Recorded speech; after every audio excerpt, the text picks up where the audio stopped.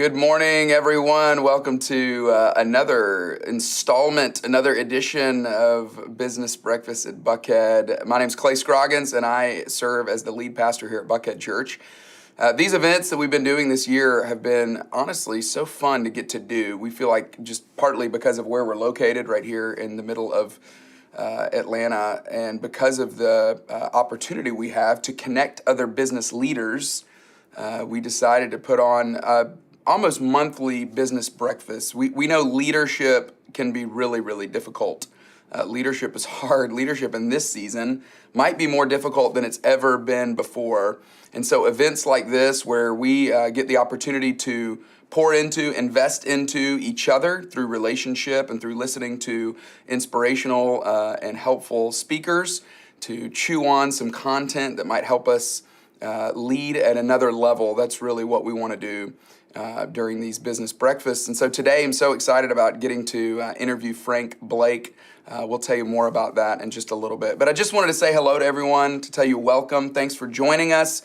We've got loads of people already here. We've got almost 1,000 people, a little over 1,000 people registered for this event, and it will be eventually available on demand. But one of the reasons why we like doing it live is because it's great to be able to get in the chat, to be able to say hello to other people, to be able to connect with other people, even if we're doing it virtually. So if you would, give us a wave, tell us hello in the chat. We've got, my favorite so far is Jennifer, where did your last name? Oh, Jennifer Darling from Atlanta, but she's watching today from Berlin.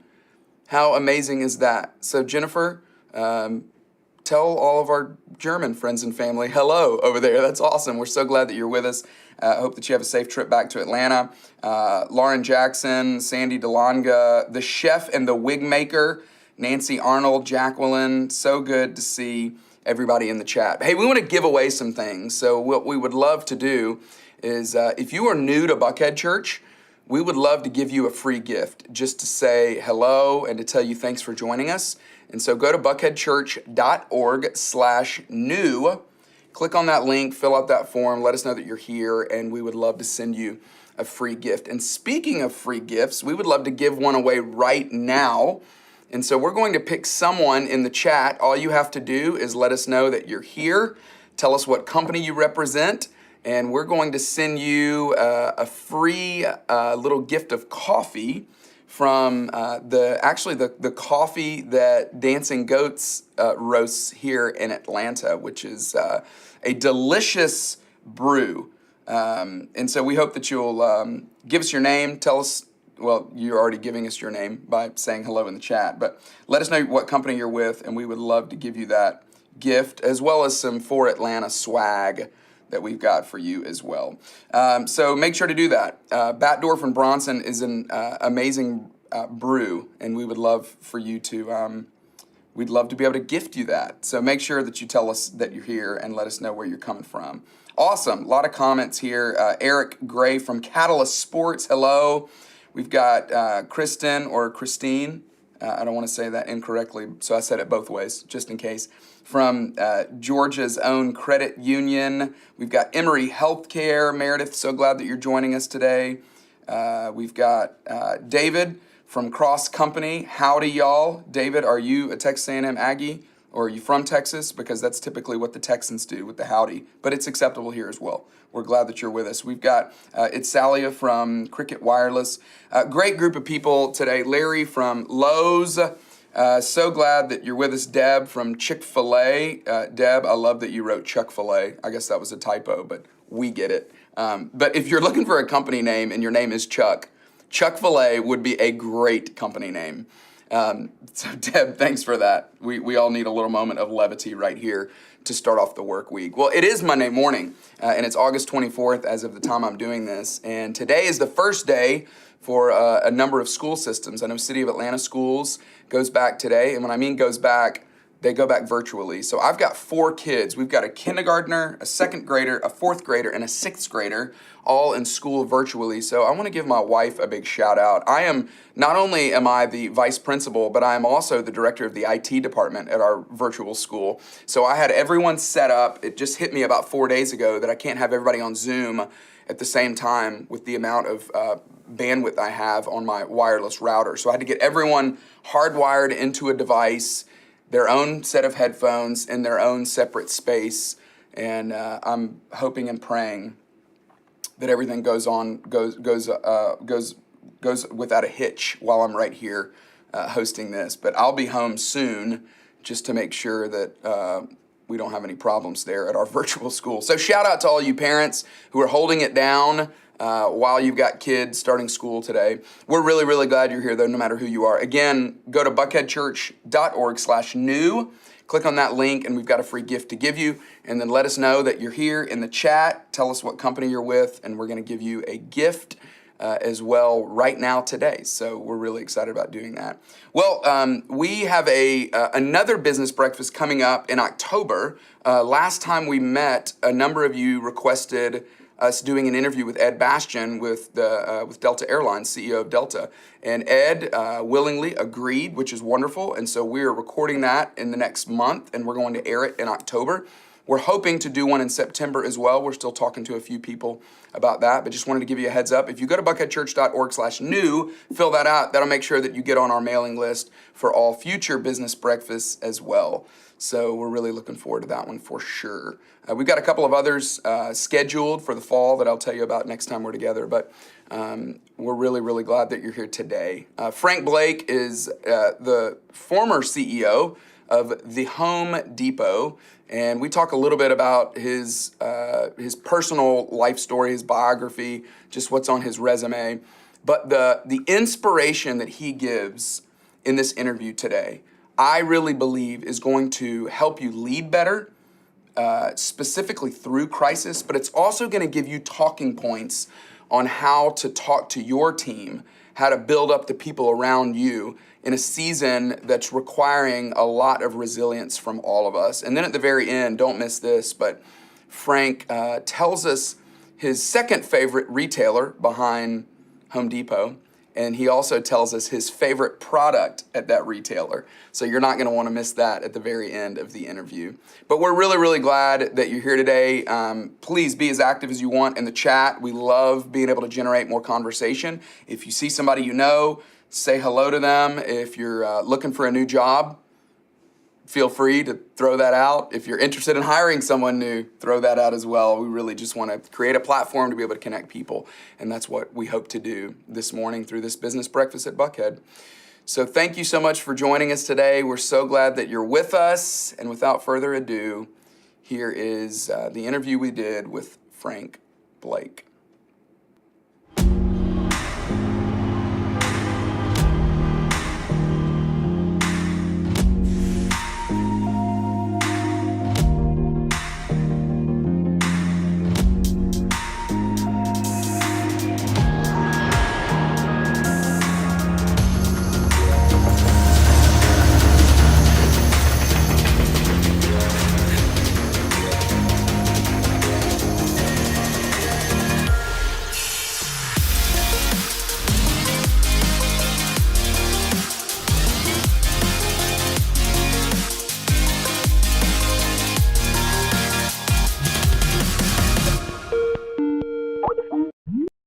Hey, good morning, Frank. Good to see you, by the way. Yeah. Thank you. It's an honor. How are the last 3 or 4 months for you and Liz? You've been in your house a lot, I would guess. Yes. Yeah. We sheltered in place in Atlanta. It's been great having the time with her and with family. And then, the negative is adjusting to not as much interaction with friends and colleagues as we had before, other than through vehicles like this, which they're not all the way there yet. Are you spending a lot of your day on video calls? Yes. Yeah. One after the other. Yeah. Most people know you. I feel like at least in Atlanta, you have you have quite a bit of name recognition because of your role at Home Depot. But what I love is how active you are in the Atlanta community. You are on a number of boards, which I was laughing about the idea of you being retired. You don't seem retired, by the way. You seem very busy. Well, my description, though, of retired is while I'm on boards and I'm very fortunate to be doing things that interest me, I am not responsible for daily sales. And there's a big change that comes in your life, whether it's responsible for daily, for your weekly attendance or whatever it is. That responsibility is a background anxiety that you're not even aware of until you stop. And so I tell people, no, I am truly retired. I may have lots of things to do, but there are other people that bear the day-to-day responsibility. And I can say this now from soon to be 71. For those, you work, decade after decade, you're not even aware of that background noise of anxiety until you stop. I retired from Home Depot in 2015, and it's retirement's a good deal when you get there. So was it automatic? I mean, as soon as, the week after you retired, did you immediately feel that anxiety lift? Amazingly true. Wow. Amazingly true. It was like, oh my gosh, I was not even aware that was there. As I say, we work hard all our lives. We're not, it's a background noise that is part of who you are. I think some people, the loss of that background anxiety creates its own anxiety. That was not the case with me. With me, it was, oh, I didn't realize that. I was anxious and worried a lot, and I'm less now. Well, I know you're not a counselor. You've been a legal counselor for people, and I know this is not necessarily where we were wanting to go at the beginning of this, Frank, but what would you say to people? I mean, is there an answer to this? I mean, it just feels like, gosh, if I could avoid some of that anxiety that I don't even realize is there now, is there anything I can do? Is there anything to do? I guess that's the question. Well, that is such a great question, because you get, again, at a certain age like mine, you get asked a lot, what advice would you give your 25-year-old or 30-year-old advice? And I know what my advice would be, which is don't worry so much. I also know that I would never take it. I could show up, be talking to my 30-year-old self, say, why are you so stressed? Don't worry so much. And I'd go away, old man. You have no idea what my life is like. So, I have you can tell people that. You can tell that they're too worried. You can tell them, they're not as much in control, who adds a cubit to their stature, right? You can say all of that. But it's not going to matter. Never made an impact to me. So all right. I don't know if it'll make an impact on others on that. To everybody who's watching this morning, there you go. You heard it from Frank. Stop worrying so much. Just relax. But we know you'll never take that. There is a part of us, right, that you think by worrying, I'm exercising some control over things. Yeah. And the lack of worry, I don't know what it would be like to be in a work environment and not worrying all the time. I have no idea what that would feel like. Well, and we're all, most people know, okay, I don't need to worry about the things that I can't control, but it's the things that I feel like, is there more I should be doing? And I think that's one of the challenges of this season is no one knows what to do right now. Right. Everybody is just walking around in complete darkness going, trying to figure it out from a family situation, relationally, business-wise. And it's the anxiety of, are there things I should be doing that I'm not doing that would change the outcome or would change the way this goes? Right. And are there things that I think are outside my control that are actually inside my control if I worry enough about them, which seems to be where a lot of people are. Yeah. So, but the answer you would still give people is control what you can control and then stop worrying? It would be, it's advice, but I never give that advice because I know I wouldn't follow it and I know it would be useless for others. So there you go.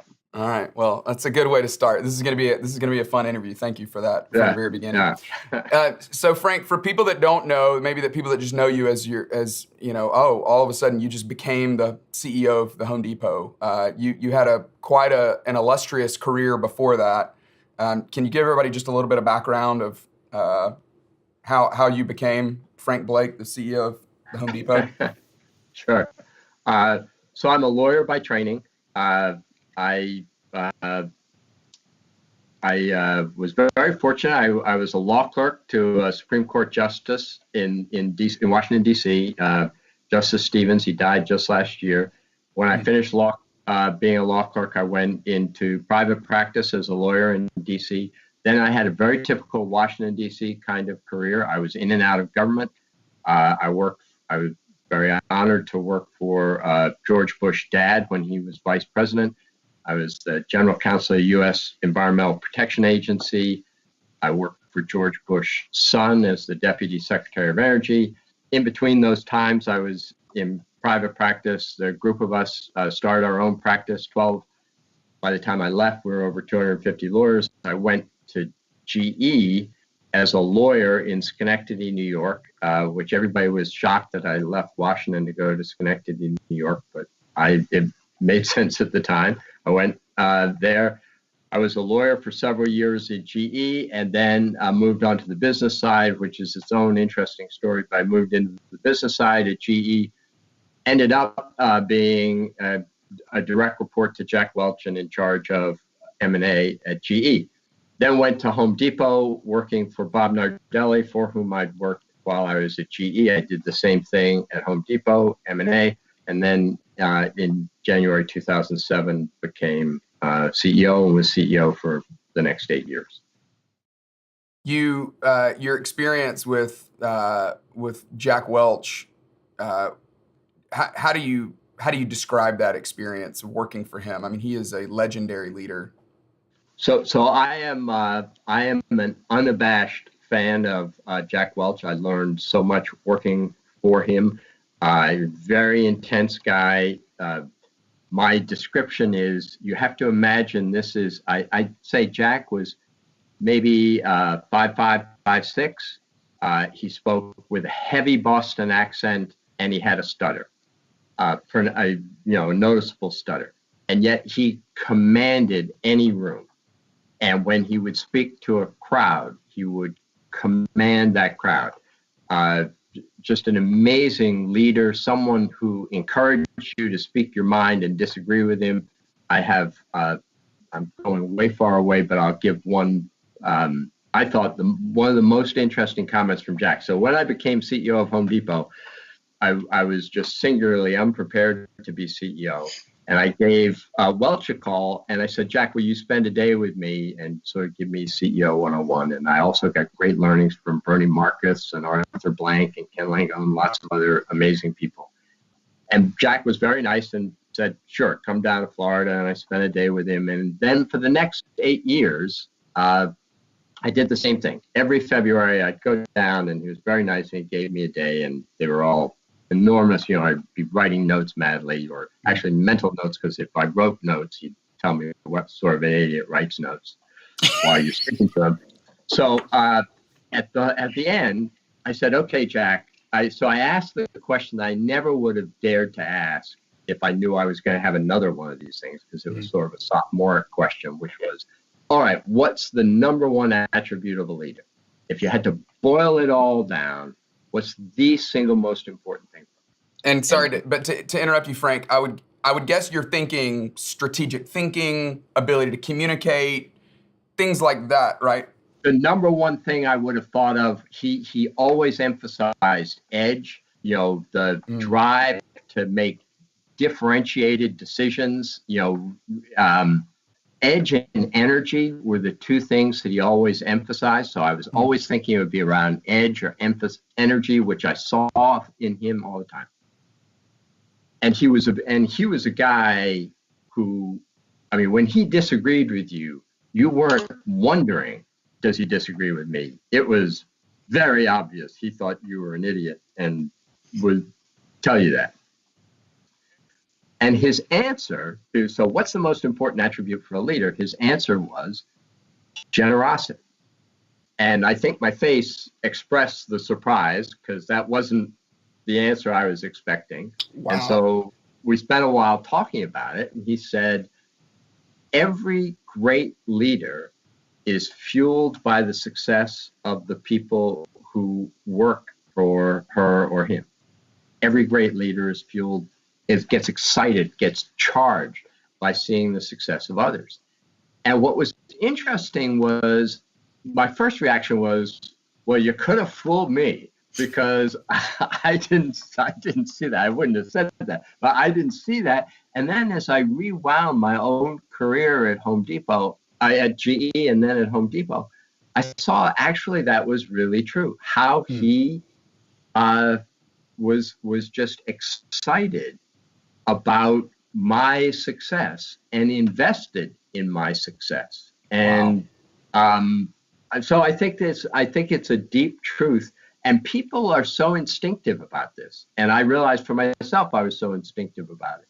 Because if you think that someone's invested in your success and wants you to succeed, you're more likely to invest in their success and want them to succeed.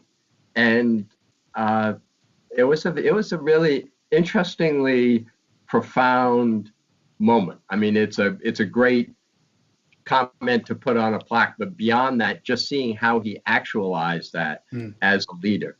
And it's not all, because Jack was not a soft, gosh, you're a wonderful person every day kind of type. So that investment in success there are lots of different ways of doing it, but it's really important. So I'm sorry, that's my veering off into Jack Welch. No. Hey, veer off anytime you want. Frank, one of the things that, whenever I ask people about you, people that worked at Home Depot with you or people that have served both directly with you or just have been around you, you're so different than Jack Welch. I mean, people don't use the same adjectives. At what point in your career did you feel comfortable being the kind of leader that you were? Because I feel like people describe you as, even what you said 5 minutes ago about that you were grossly underprepared or unfit to be the CEO of Home Depot. No, other people didn't feel that way, it seems. People say you're the smartest person in the room, that you're slow to speak, that you listen really well, that you would go and eat with employees at Home Depot, that you would go walk the floor, that you knew people's names, you're famous for all the thank you notes you wrote. At what point did you decide, you know what, I'm not gonna have the same kind of edge and energy that Jack's gonna have, but I've gotta be comfortable being me? Lot packed into that question. But I would say, I mean, look, styles are very different. But I think the characteristics that you look for leaders are similar even when the styles are different. So for me, I believe in edge. I believe that you need to make differentiated decisions. I believe that accountability is hugely important, and instilling accountability, building a meritocracy. I believe all those things are important. I believe energy is hugely important. I loved your book. You made the comment on one of the things you bring to your team is energy.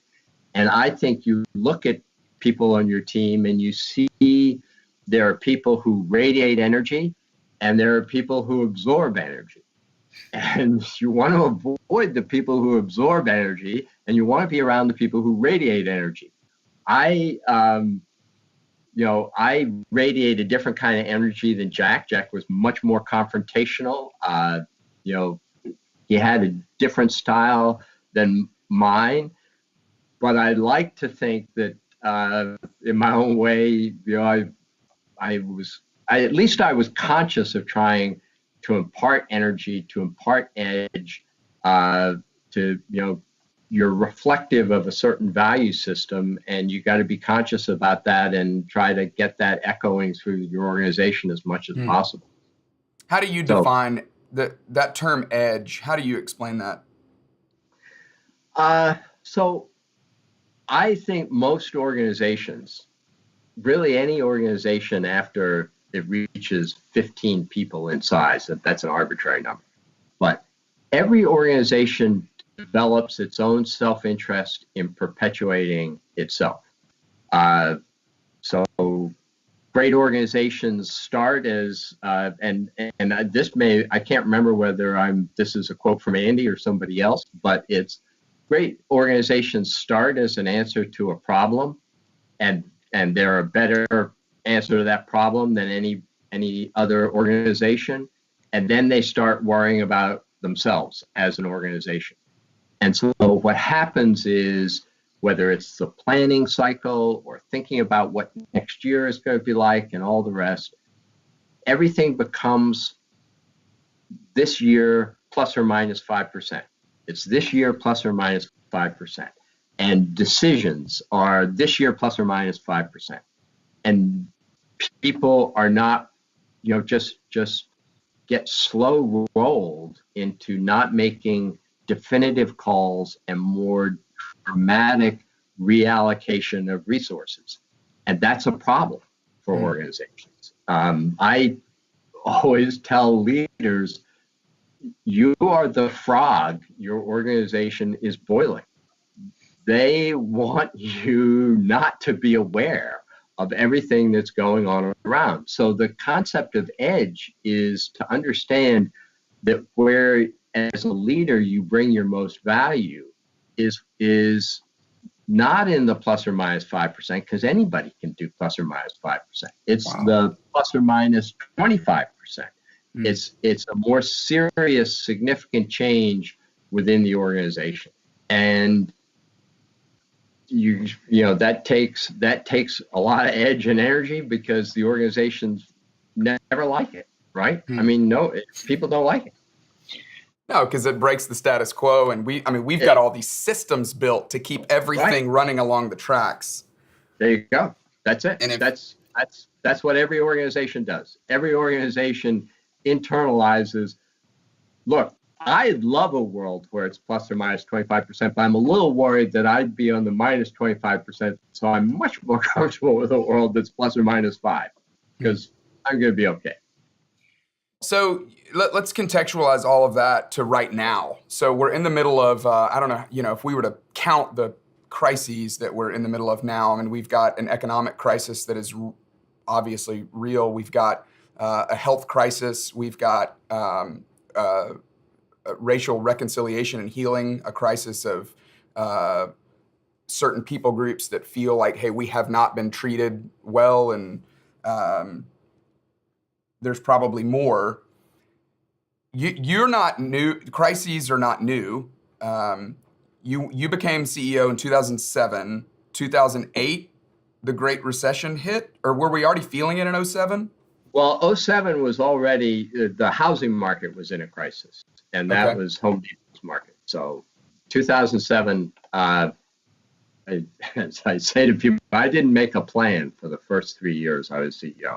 It just kept getting worse and worse and worse from 2007 on. It was tough. It was a tough start. And Home Depot was not in a great place either, right? That things had not been going well. Right. So on top of that. Yeah. So what are you seeing now? You're serving on Macy's board, on Delta's board, on Grady Health Care. You're seeing it in a lot of different ways. What is your perspective of what's happening right now? Again, a lot in that question. I'd say, first off, this is there are some similarities with the Great Recession, and there are some significant dissimilarities. I'll start with the dissimilarities, because the pandemic is, the velocity of the change was dramatically different. Just to take Delta, for example, in February,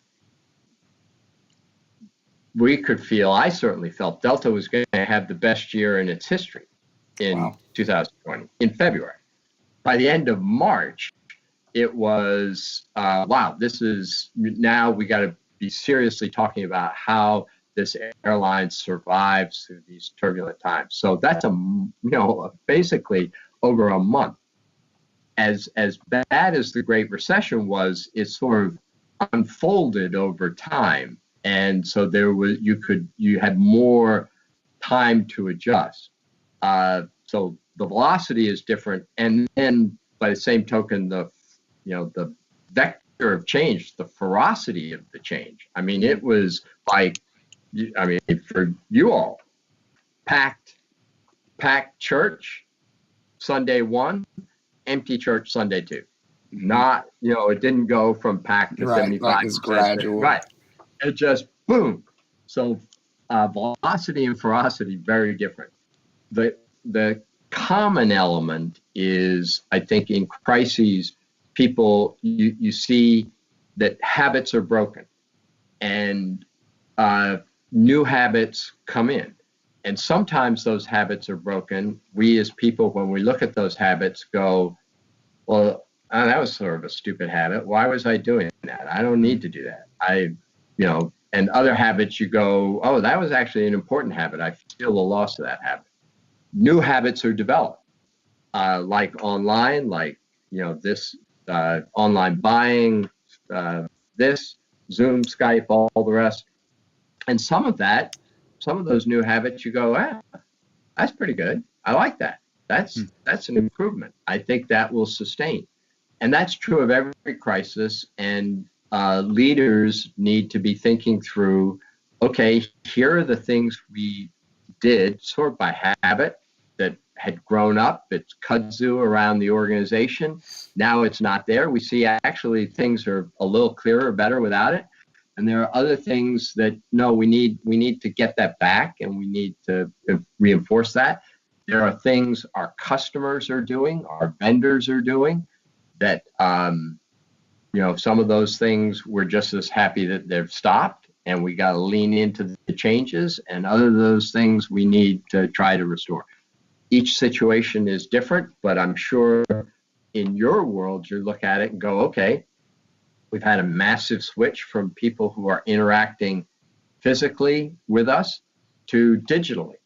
How do we adjust to that switch? How do we give people more of what they're looking at digital? How much of that's going to survive when we're back all in church together? That's, when every business is going through those same sets of questions. So what do you like that you're seeing on the boards you're on? What are the questions that are being asked, or are there any stories you can tell? Any examples of great leadership that you think, now I wish every leader could see that, or every leader could embody that, or even emulate that? Sure, I'll give a couple of examples, and I don't mean by limiting it to 2, I'm slighting the others that I'm not giving, and I just Sure realize that time is limited on this. But Hey, Frank, you love some of your kids more than others. We get it. No, A lot of parents do. All right, but I'll start with Delta and Ed Bastian, because I think what's really impressive there is with Ed. So just take that comment of in February, best year ever, you could think, and lots of plans, lots of expansion, lots of new opportunities, to March. I got to hold on to this enterprise. I've got to sustain the maximum number of jobs I can. I've just got to survive this time. Seeing how quickly Ed adjusted to the change in circumstance, I was really impressive. How he looked reality, just looked reality in the face and said, I got a new reality, I'm going to adjust to this new reality. And wasn't in the, oh, well, this is only going to be a couple of weeks. A lot of people, if you look across the country, there are a lot of leaders who slow walked their recognition of what was going on. Ed did not. Along with that, and I'd say equally important, or not equally important, just also important, really a great emphasis on communication, both with his team and externally. So if you think about the amount of uncertainty, if you work for Delta, that you're feeling as all this goes on. It's hugely important to have that cadence of communication from your leader. And Ed has been very intentional about that cadence of communication, about holding town halls, about sending out memos to the whole team, telling them, here's what we're seeing, here's what's happening, acknowledging what's uncertain, going, here's where we're heading. That, I think, in any crisis, and this was true in 2007 through 2009, equally true now, communication from the leader is just enormously important. Both that sense of hope of we're getting through this, here's what we're doing, and also that here's our reality and here's what you should be expecting. Those two things are amplified. I think they're always important for leaders, but they're amplified in a crisis, and Ed has done just a brilliant job on that. And then I'd highlight John Hopper, who is the CEO of Grady. So for those of you not familiar with Grady, Grady is the safety net hospital for Atlanta, Atlanta's main trauma center. I mean, it's a hugely important health institution within the city. Already, Grady was struggling with capacity issues in 2019. We were thinking, we need more beds. How are we going to get more beds? I mean, that was already a problem. In December 2019, a massive pipe burst in the hospital, wiping out 3 floors of capacity. So a third of the capacity in the hospital disappeared overnight. Wow. Exactly. Wow. So all of that, I mean, just an extraordinary work by the hospital to take care of the patients who were there. It's just a lot of work. And then you have to adjust to having a third less capacity, a lot of work involved in that. And then the coronavirus hits. And so on top of that crisis, you have another crisis within the community. And seeing how John has worked with his team going through sort of serial issues. And then on top of that, for people who are familiar with, I mean, the coronavirus hitting has both issues in terms of the patients you're seeing, also the patients you're not seeing, the patients who should be going to the emergency room but are waiting too long and are coming in more sick to the hospitals for a period of time. The hospital can't do elective surgeries. The elective is sort of, if it's the other guy's surgery that's elective, if it's yours. It's not mine. Yeah, mine's not elective, right? But that has an enormous disruption in terms of the operations in the hospital. And what I would say is particularly impressive with John, not just the transitioning through this and keeping his team together and motivated, because you're also, obviously at risk, right? I mean, that's our at-risk population, is all that staff that works in a hospital, but also his dedication to the city.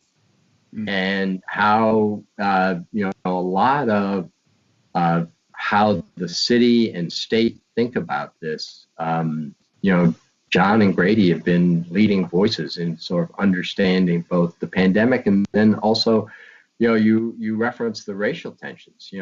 Grady feels that because we're the trauma hospital in the city. So really, 2 great examples. I've just been hugely impressed by their leadership. Those are great stories. I would love to go back to 2008, 2009, that season for you. One of the pressures I feel as a leader, I would imagine, I've talked to plenty of people about this, I think most people feel this way, is, okay, we are in this crisis. And so on one hand, you're just trying to stabilize and do some of the things that you talked about that Ed was doing, the just over-communicating, providing hope, being that voice of reason, the voice of stability. But on the other side, I also feel this pressure, the edge that you described, that, hey, this is the moment where we need to be making those 25% decisions. What can you think about from 07 to 09 during that really difficult season? What was the boldest, most courageous, edge-like decision that you made during that season that went well or didn't go well? Well, so fortunately they went well, but I completely agree with you. It is those moments of crisis, are the time to look at, okay, what do we need to change? What's different? For Home Depot, we did two things. The first thing we did was, I'd spent 5 years helping the company buy the companies that were called then Home Depot Supply, now known as HD Supply. Business still exists. And my first board meeting was, all right, I want to sell these to focus on the retail business. So that I'm sorry, Frank, can I ask you, you were over M&A, you did the merger, right, the acquisitions of right. those. I did all of that. Yeah. You said yes to it. You didn't just think, Right. okay, this is what everybody else wants to do, but I think was it a good idea then? So that's an interesting question with a longer answer. I think it depends on what your vision of the company is. Okay. My vision, and this one, I have a very distinct point, or very pointed view. It's hard to be excellent. It requires everything you have to be excellent at anything. As you expand and become, for Home Depot, we had a retail business. Then you say, okay, well, we're also going to be excellent at commercial distribution, which is what the HD Supply business was. I knew for myself that was just hill way too far. It was going to be everything that I had and then some to run a great retail. I think that's a general rule, but you'd have people who say no, conglomerates can work and you can be excellent at many things. I happen to believe excellence takes intense focus. So that's. So at the time, under the vision that you were under, it made sense to buy those companies to take on that new business. But your first board meeting, you say, not us, we're going to be an excellent retailer. And so you began to sell off aspects of your business. Yeah, one fell swoop, we sold it off. Then we stopped. That was actually an easier one because there were lots of people who were going, why are you doing this? The more interesting decision was not building new stores. So we were one of the first retailers who stopped building new stores. And we not only did we stop building new stores, but we took a $500 million write-off, taking all the stores out of our pipeline and eliminated. So if you think about a business model, the way the business model at Home Depot had worked was you grew in part through adding new stores. And we'd been hugely successful. We built around 200 stores a year. We now have well over 2,000 stores. But it was obvious that I can tell stories of where we were putting stores because I knew that well because the real estate reported to me. We were putting stores in places that couldn't support a Home Depot store. And so stopping building the stores was a big deal. And it meant organizationally, because you're still interested in growth, it meant organizationally, how do you think about growing from your existing base? How do you grow without growing more square footage? Which was a really useful thought process, and obviously the internet and all the rest enables that. But that was a very big decision. We also closed a lot of things. We had lots of other different stores. Expo, people around here will remember, around Atlanta will remember Expo. We shut Expo. We had lots of things like that we also shut. So it was a focus. It was a focus on what we got. We got a bunch of existing stores. That's what we're going to be about. Can we double click on that decision for a minute? Was there a meeting where you said, I am walking into this meeting and I am going to say we are not building any more stores? Or did that happen gradually? The decision not to, that's a great question, Clay, and I can't remember. I can't remember whether it was one meeting or, we were sort of, as we were going through our new store building plans, at what point we just said, hey, let's just stop. That's a great question. I don't know the answer to it. I can't remember. But you had to announce it to stockholders, I guess. You had to tell stockholders, hey, this year we're not going to build any stores. Well, it was not just this year, because that was the significant thing, was taking away the whole pipeline. So if you think about a Home Depot store, it's over 100,000 square feet, typically on about 11 acres. You don't do that in a day or a few months. Right. It's not like going out and renting 10,000 square feet. These are long-term projects. So when you clear out a pipeline, that's not just next year's stores. It's the year after and the year after. And basically, Home Depot still, we're not, we used to do 200 stores a year. Now, in the US, it'll be under, be 10 or so, and not a lot of stores. Definitely, there were shareholders who, look, the other part of the story is stock did not do well. I mean, I wouldn't imagine. What? I wouldn't imagine. I mean, that. Right. The combination of the collapse of the housing market, frankly, the fact that our sales were significantly down. When I started, the stock was around $40, and within a year and a half or so, it was down to $17. So there were a lot of people who thought this wasn't a great idea. So what were you, and how did it turn out well? Because it forced you to get better at your stores, but it also forced you to focus on HomeDepot.com. It allowed resources. I'd say it opened up resources to invest in other things like supply chain, HomeDepot.com. We had a great team that worked on how do you make the stores more productive within the four walls of the existing stores. And, that's something really, it created new habits. So that old habit was, okay, here's what we do. We build a lot of new stores. You have higher sales growth with those new stores. That's how we grow, develop new habits of, you become more and more productive and effective within your four walls, and you build up your .com presence, which also has the advantage of being a lot more effective use of capital. So, what did you tell yourself in that season when you're a year and a half in, stock price is now at 17, you've rolled out this new plan? Hey, I know the way we've grown our income is by building new stores. I've got an announcement to make. We're not going to do that anymore.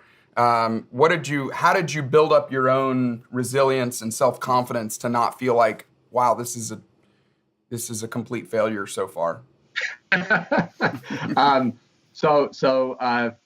The failure part of it, was always, as I said, I spent a lot of time worrying. So the worries never went away. I am a big believer in any crisis. My comment to leaders of any organizations anywhere is go watch Henry Branda's Henry V or read the play. And if you watch Henry V, in particular, pay attention to the speech, that Henry V gives before the Battle of St. Crispin Agincourt, and internalize that speech, because what you want to be thinking and what you want your whole team thinking is the wounds you're getting today are the battle scars you'll be showing off and that you'll be proud of 5 years from now. And it is so true. As a leader, what you have to internalize, and I also believe, is, we rarely have opportunities to put our stamp on the soul of an organization. But you do in a crisis. What you do now, whether it's in your job or a job in a business, because of it's a crisis and everybody remembers this and it's so difficult, those things you do, those examples you set now, are what people are going to be talking about 5 years from now. So do it right. be setting the right examples, be doing the things you're going to be, that you know people are going to be talking about with pride 5 years from now. So, and I also think, just as a leadership metric, every great leader, that's what you want, right?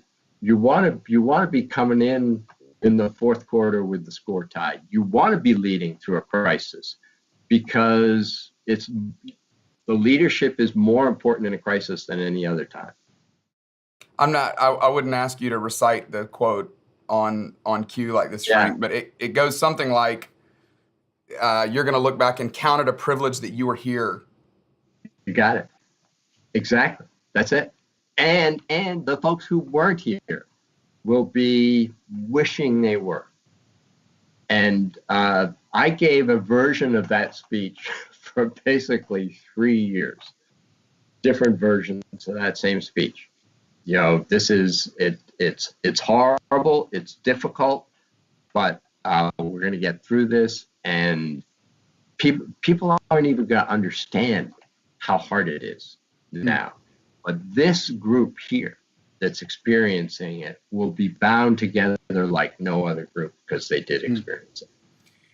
Well, you have the privilege of, or not the privilege, but you get the glory of the story turned around. I mean, it was unfortunately, to use a terrible Atlanta example, but it was the 28-3 at halftime Falcons against the Patriots moment. Well, I come from New England. Right, you were on the Patriots, right? Yeah. So Sorry. The stock, I mean, you went from 17 to where was it when you left? We got to 100 when I left, but Craig Manier, my successor, has blown the doors off of that too, because the stock's like 260 now. So he's done even more phenomenal. Wow. Great job. When you see that group of people that you would give that speech to, when you see them now, do you feel that sense of we were in the battle together? So that's a great question, and I'd say a little bit now. Home Depot has been successful for so long. I mean, really, we turned the business started to turn in 2010. It's now a decade later, so that I think they'll be setting their own memories now. And again, as a point of pride, I love the example that Craig and team have set at Home Depot in terms of compensating their frontline associates, because that's and taking care of the frontline associates, because that's hugely important. And I think they're setting those memories now that people will be talking about 5 years from now. Aren't we proud of what Depot did in the pandemic? Because I think they will be, and they should be proud. That's great. I want to end our interview, Frank, with if we can do a little bit of a lightning round. I've got just a list of quick questions to ask you. So let me start with a couple that maybe are more meaningful, and then we'll get to the more fun Atlanta questions. But when you think about Jack Welch in that season where he was, I don't know if he was intentionally developing you, or if, I don't know what that was like, but what was the best thing he did to help you become a better leader? The best, far and away, not even close, and I'm not sure how he did it.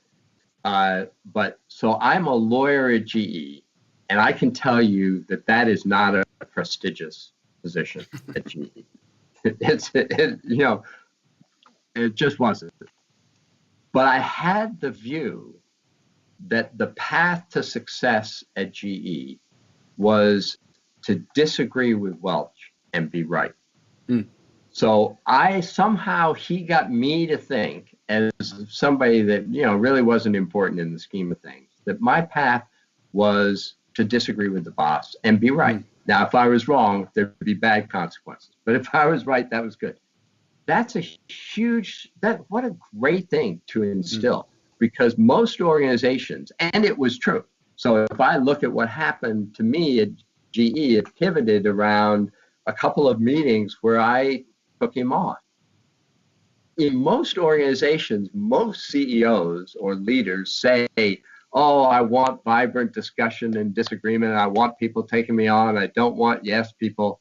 But they do. They do want yes people. And if somebody disagrees with them in a meeting, they really aren't happy. Jack was the reverse.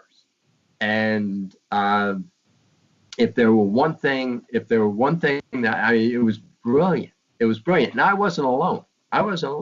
It was a very, my experience since then has been, wow, that's a hard environment to create, because most meetings, people over-index to consensus and, sort of over-polite, and you let really nonsense stuff go on in the meeting because you leave and you say, yeah, that was fascinating, but we're not doing any of that.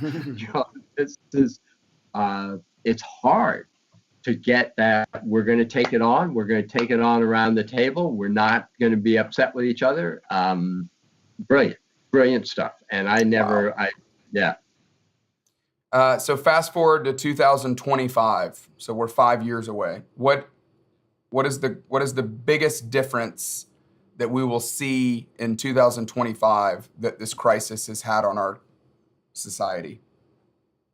So here's what I hope. And I don't know if this is a good hope or not. But I think what we're seeing societally is an adjustment to the way authority works, or the way prominence works. And for a long, long time, prominence and authority kind of came from, I'm going to lead, and the people who are with me on whatever journey, I've got to broadly appeal to them. I can't be on the edge of reason on this stuff, because it needs to broadly appeal. And that's sort of my cartoon version of the physical world. The digital world works on entirely different principles. Mm-hmm. The way I get 2 million followers on whatever it is by saying something outrageous, actually by being harsh, and by setting people at odds with each other. And what I hope 5 years from now is that we've learned to temper that. And wow. We've learned a better melding of those two approaches. So there's a great thing about the digital environment, that it empowers people.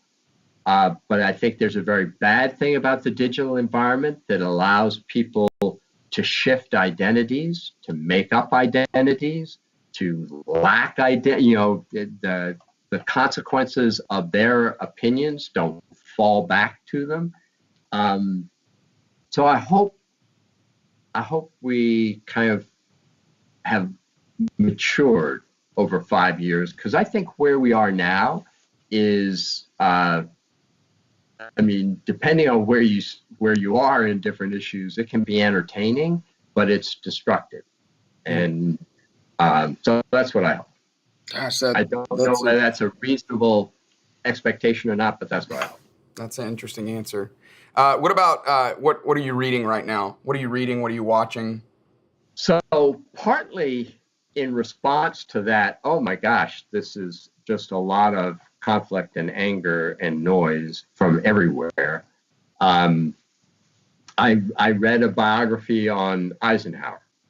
And Eisenhower is such an interesting guy. And I'm old enough so that I actually remember things that happened in the 50s. So I remember when he was president, but quite an extraordinary person.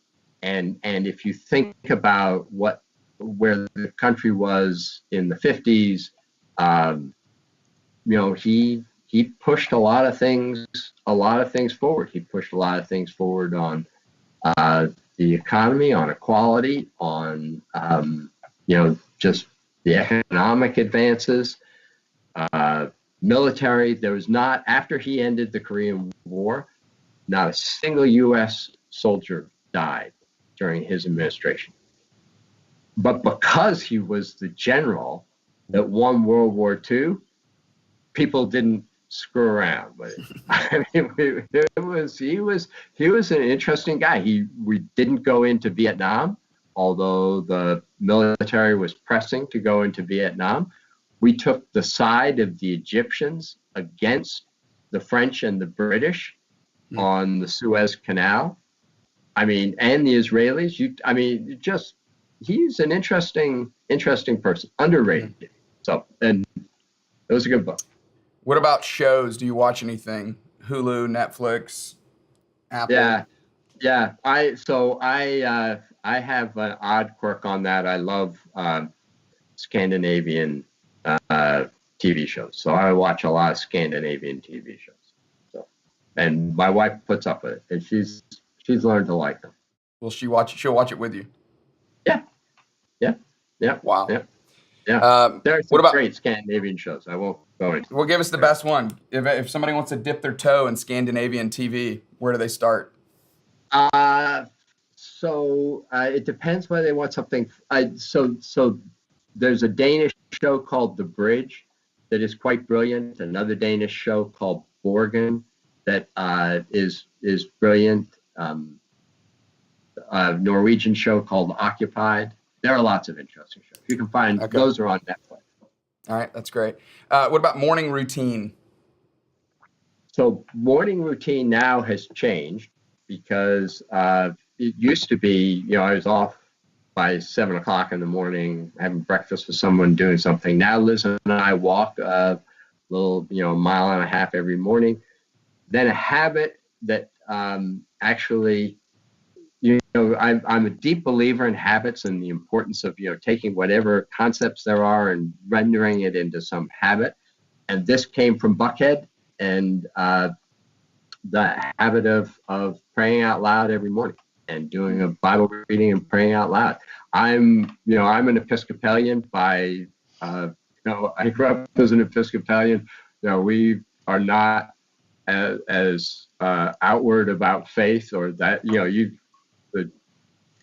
it's not a joke, it's the truth. You could go forever and a day in Episcopal Church and not necessarily know who is sitting next to you. So this was a great suggestion, and we do it every morning, and it makes a difference. That's awesome. What about favorite Atlanta restaurant? It's Babette's Cafe, and I love Babette's Cafe, and also as another Scandinavian movie, if you all watch Babette's Feast, about which that's the movie from which that cafe is named. They get the name, yeah. Yeah, Babette's Feast. It's a wonderful, wonderful movie. Slow and quite dreary, but a wonderful movie. You have a podcast that you have put some energy in called Crazy Good Turns, but other than Crazy Good Turns, which is terrific, favorite podcast right now? So I like this is I like conversations with Tyler. He's a very interesting guy, and I like listening to his podcast. He has interesting guests on. I have a good friend who's a cybersecurity expert who does a cybersecurity podcast. It's Stuart Baker's Cyber podcast. And I listen to that and realize how little I know about anything. And you hear all this. I hear the stuff around TikTok and people worried about TikTok. And then you hear really knowledgeable people talk about TikTok and you go, oh, that's really worrying. So I enjoy listening to that because it opens up areas I know nothing about. Those are some of my favorites. And I love Tim Ferriss's podcast. He has a great podcast. Frank, you told me you were on Tim Ferriss's podcast, and it was an excellent episode. You told me when you came back, I said, how'd you feel when you were done? You said, I felt so depressed because I felt so boring. Right. Yeah. No, absolutely. There are some people, he's a true polymath. He knows, this guy went to Japan in his junior year not knowing any Japanese and learned Japanese. And that's he's the kind of person who says, gee, I wonder what it's like if you start every day 15 minutes in an ice bath, and then he goes and does it. And so yeah, he's an interesting guy. Well, you are too. Last one, other than Home Depot, favorite retailer? Or maybe retailer you most admire? Costco. Costco. So when I first became CEO, I went and spent time with Bernie Marcus, which I could tell also. Sorry not to have told Bernie Marcus stories, because he just also brilliant, and Arthur, brilliant. And the first store walk with Bernie, he took me to a Costco. And it was great hearing, because basically what he was saying, the message of that walking around Costco was, think about how they make product the focal point of the store. And this is more retail than people would be interested in, but I think of the genius of a company that can sell under the same brand, Kirkland brand, can sell under the same brand gasoline and fine wine. And the amount of trust that they have built up with the consumer, that I got my Kirkland gas and my Kirkland wine and my Kirkland tuna fish and it's extraordinary. So very impressed by Costco. Is there a chance someone would bump into you at a Costco? Yeah. I shop. I remember. So Jim Senegal, who was the CEO and founder of Costco and was the CEO when I was at Home Depot, I would walk stores with Jim, and walking a store with him was fascinating. Also in Seattle, because everybody knew who he was and he kept mobbed and everything. And I asked him, my version again, I asked these stupid questions. And so I say, okay, Jim, if there's one thing that a consumer really ought to buy at a Costco, what is it? And he went directly to the Costco tuna fish. And he said, this is the finest tuna fish you will get anywhere. And ever since then, I buy Costco, Kirkland brand, Kirkland tuna fish. The last time I went into a Costco before it, though, they'd run out. So wow, that's great brand.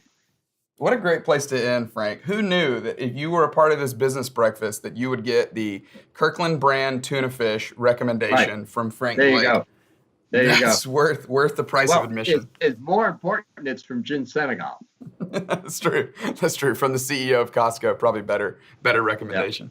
Yeah. Hey, Frank, thanks for, I feel like you have been one that has been very generous to our church with your voice and your influence. And so you are, I feel like you've really applied Jack's principle really well of really cheering for and being proactively generous toward younger leaders. We're grateful for it. We need your voice right now. So thank you. Thanks for doing this. We didn't get into all the great things you do and all the great things Andy does. No, honestly, we could have spent a whole lot of time on that. So just amazing what you do. Well, we couldn't do it without people like you. Yeah, thank you. Thanks so much, Clay. Yeah, Frank, this was tremendous. Thank you. Kirkland brand tuna fish. How about that?